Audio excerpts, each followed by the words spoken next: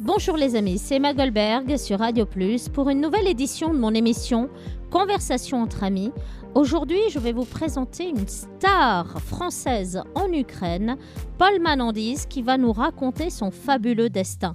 Paul Manandise, Conversation entre amis. Bonjour les amis, nous voici pour une nouvelle édition de Conversation entre amis by Emma Goldberg. Version courte, nous aurons pendant 15 minutes un véritable chanteur français, star en Ukraine, Paul Manandise. Il est là-bas une icône de la musique contemporaine et traditionnelle. Il réalise un réel tour de force au succès bien mérité en devenant un véritable artiste engagé aux millions de vues sur ses clips et sur Internet. Partons à la découverte de Paul Manandise. Bonjour Paul, on ne te présente plus. Comment vas-tu ? Bonjour, je vais très bien, merci. Voilà, bien, nous on va très bien sur Radio Plus, on va toujours très bien. Et c'est un véritable bonheur de t'accueillir dans notre espace et de te faire découvrir aux auditeurs. Merci à vous et à Radio Plus et surtout à toi et à notre ami Christian Bonamour. Voilà. Merci. Je fais un gros bisou à Christian Bonamour. Tu fais une très belle carrière dans l'Europe de l'Est, mais surtout en Ukraine. Comment as-tu démarré ? Comme tous les chanteurs, j'ai toujours rêvé d'être chanteur et en fait c'est l'Ukraine qui m'a vraiment tout apporté, quoi. Donc j'ai fait une première chanson en ukrainien. Parce qu'il faut comprendre le contexte un peu, donc c'est un pays en guerre et donc il y a deux langues, il y a le russe et l'ukrainien. Et ma chanson était en ukrainien et donc elle a tout de suite marché. Et en fait, je suis toujours sous le choc de ma carrière et je m'attendais pas à ce que ça se passe comme ça du tout. J'ai commencé comme par hasard avec une chanson en ukrainien et voilà. Tout simplement. Comment as-tu réalisé ton statut de star internationale dans ce pays et dans les pays d'Europe de l'Est ? Comment as-tu réalisé ? À quel moment en as-tu pris conscience ? Je réalise toujours pas, pour dire la vérité. Parce que tu sais, être une star, c'est pas super intéressant, quoi. C'est génial, hein, je veux dire, ça apporte plein de privilèges, mais je profite d'aucun privilège. Au contraire, être une star, c'est pas un métier. Le vrai métier, c'est d'être un chanteur et de faire de la musique et d'essayer de la partager avec les gens, quoi. Parce que nous, les chanteurs, on partage des émotions et c'est tout, quoi. À part quand je marche dans la rue et que des gens me demandent de prendre des selfies ou quand j'entends que avant mon concert, les gens applaudissent, je me rends pas compte que je suis connu. Je sais qu'il y a quelque chose qui se passe, quoi, mais j'essaie que à chaque fois ce soit une surprise et que je vive l'idée de monter sur scène comme la première sensation, comme pour la première fois. Et donc, je me vois pas du tout comme une star ou je me vois comme un chanteur qui fait des chansons et j'adore cette idée parce que voilà. As-tu un autre métier avant d'être chanteur ? Je crois que j'ai lu quelque part que tu avais fait des photos pour des photographes. As-tu d'autres activités ? En fait non, c'était par hasard. En fait, j'ai toujours rêvé de vivre à Paris parce que ma maman est française, mon papa est sicilien, italien. Et quand j'ai eu, je sais plus, 21 ou 22 ans, j'ai reçu un message sur Facebook d'un immense photographe qui s'appelle Klaus Rotlisberger et qui m'a invité à faire des photos. Mais j'étais pas du tout mannequin, quoi, tu vois. Enfin, c'était juste, peut-être qu'il a vu un truc c'était un peu mystique comme idée. Donc il m'a invité à faire des photos, mais j'ai jamais été mannequin, j'ai fait ça qu'une seule fois et pour te dire la vérité, je déteste faire des photos. J'ai jamais eu d'autres métiers, j'ai essayé plein de métiers différents, j'ai été barman, j'ai été encore d'autres métiers, mais je sais pas, la musique elle-même m'a toujours rattrapé et je peux rien faire d'autre que chanter. En fait. Écris-tu tes chansons et qu'est-ce qui te pousse à écrire ? Y a rien qui me pousse à écrire. En fait, je me charge d'émotions. J'essaie que les émotions, j'essaie de vivre des situations pour me charger d'émotions, que chaque mot soit plus ou moins juste. Quand je le chante, parce que en fait, quand je suis sur scène, quand je chante sur scène, je sais pas comment expliquer ça. Je vois le film de ce que je chante. C'est comme si c'était plus moi, quoi. Donc, je vois le film. Donc, j'essaie toujours que quand j'écris des chansons, que chaque mot me rappelle une situation, un moment, que j'ai l'image, quoi. Voilà. Après, je travaille pas tout seul. J'aime bien quand il y a plein de gens qui sont avec moi et qui corrigent ou qui corrigent pas. Mais je veux dire, voilà, quand il y a plein de gens qui participent à un projet, une chanson, c'est quand même plus agréable que d'écrire tout seul, quoi. Quelle est ton influence musicale ? Qu'est-ce qui t'influence dans le style ? Ce qui m'influence, heureusement, il y a rien qui m'influence. J'écoute toutes les musiques. je comprends l'idée quoi de la musique. Voilà, encore une fois, il faut rentrer dans l'histoire de ça. J'adore écouter Vivaldi parce que Vivaldi, ce mec m'inspire. Je trouve que c'est un compositeur incroyable et c'était André Manoukian qui avait dit que Vivaldi c'est la première rockstar et je me suis intéressé à l'idée d'une rockstar qui s'appelle Vivaldi, Antonio, et en fait peut-être qu'il avait raison, peut-être que c'était la première rockstar, mais j'écoute toutes les musiques. Par contre j'essaie de créer ma musique toujours, donc je fais la musique que j'aime, j'essaie d'être le plus près de ce que j'ai envie d'écouter moi-même et donc voilà comment je fais ma musique. Après en Ukraine il y a beaucoup de chansons traditionnelles que je fais en version pop-rock et ça c'est ce que j'adore faire. Quelle sera ton actualité musicale aujourd'hui, après l'épisode du coronavirus, de dates et de concerts et de chansons à venir? Parle-nous un peu de tes projets. Alors, mes projets, c'est déjà de reprendre mes concerts parce qu'on a annulé 43 concerts, donc c'était très dur à vivre pour moi parce que je vis que pour ça, quoi. Je vis que pour chanter, donc enfin bref, on les a annulés. Donc là, en Ukraine, on ne sait toujours pas quand est-ce qu'on va pouvoir reprendre les concerts. Il n'y a pas de date officielle, mais voilà, la première actualité sera vraiment d'être sur scène et de revoir mon cher amour, le public. Et les concerts sont reportés, pas annulés. Ils ont été annulés sur ce moment-là. Non, ils sont reportés, mais il y en a qui seront annulés parce que c'est très compliqué à organiser et que voilà. D'accord. Quelles sont les salles qui te font rêver et où tu aimerais faire un concert? Faut que j'explique l'histoire parce que voilà. Il y avait une salle en Ukraine qui me faisait rêver, et là, ça s'appelait le Palats Ukraine. Depuis, j'ai fait le palais des sports où il y avait 10 000 personnes, je crois. Mais bon, bref, le Palats Ukraine, le palais d'Ukraine, c'était pour moi super important parce que c'est la plus grande salle du pays. Quand je suis arrivé sur scène, la première fois, c'était pour les répétitions. Franchement, j'ai eu la tête qui tourne et j'ai réalisé un de mes rêves vraiment les plus précieux. La deuxième salle, celle qui m'a toujours fait rêver, c'est l'Olympia. Et pour expliquer l'histoire, j'avais 15 ans et je voulais absolument voir à quoi ça ressemble, quoi. Mais comme un gosse, quoi, tu vois. Et en fait, j'avais pas d'argent parce que bon, j'avais 15 ans et que mes parents m'ont toujours vraiment appris la valeur de l'argent aussi. Donc, j'ai fait un truc qui est pas très cool, c'est que j'ai volé de l'argent à mon père pendant qu'il dormait et j'ai fait semblant d'aller à l'école, mais en fait, j'ai pris le Thalys de Bruxelles à Paris.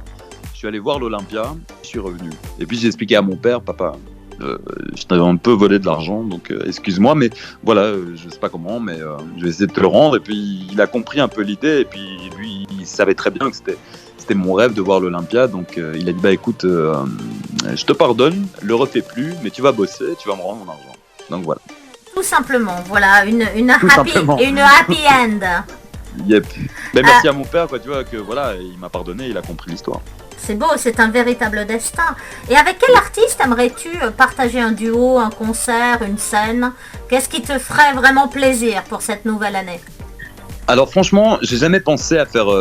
pour moi, les choses se passent naturellement, quoi. Je fais assez confiance j'ai confiance en la vie et elle m'apporte toujours... Enfin, elle me montre toujours avec qui il faut ou avec qui il faut pas. Enfin, je fais toujours ce que je veux, en fait, dans la musique.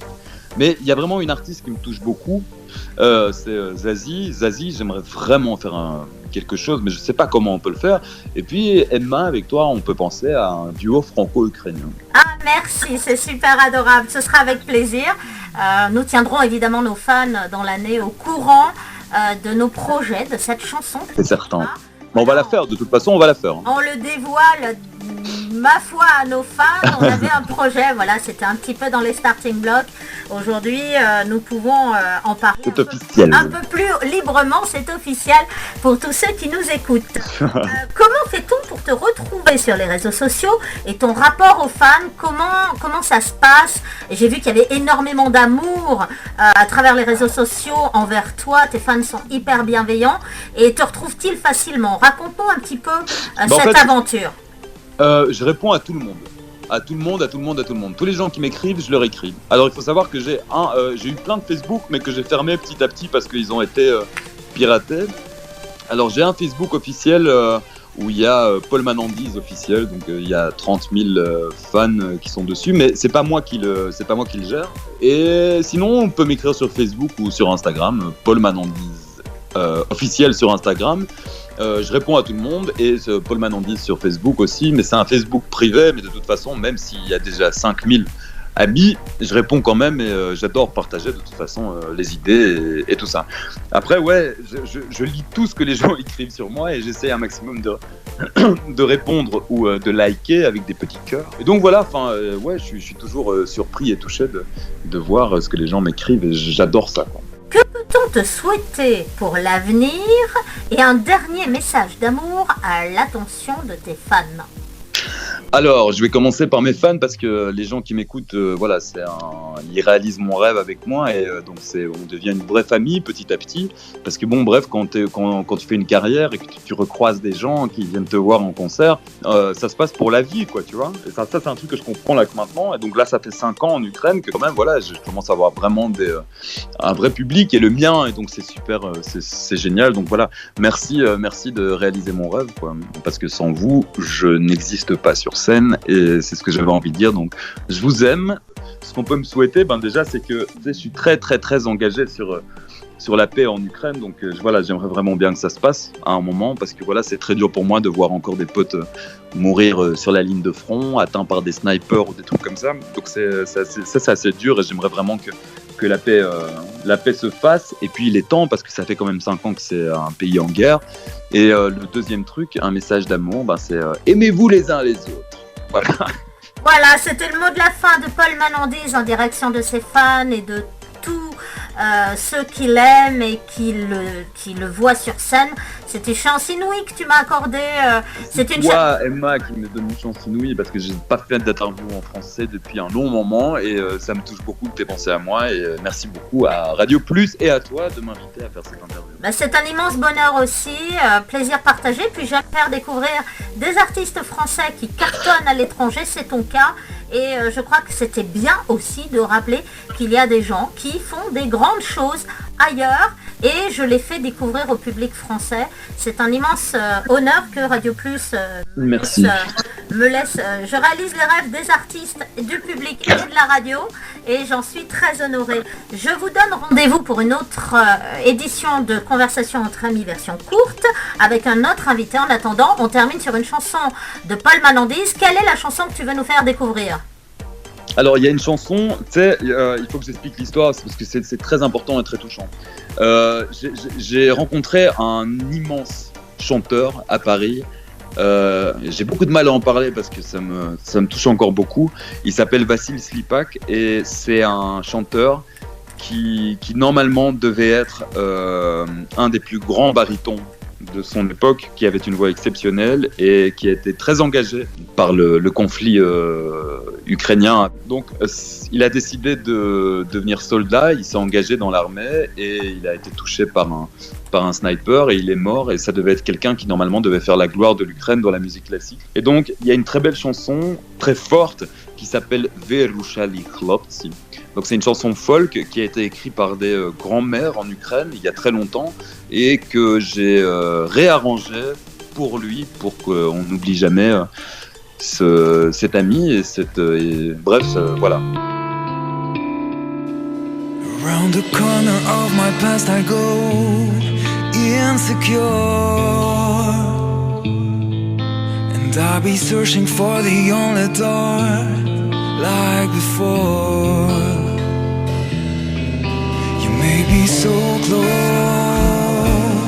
what if it's so? 'Cause you may run in circles up until you know. Let me fall, let me fall, let me fall when I find you. Let me fall, let me fall, let me land here beside you. Let me fall,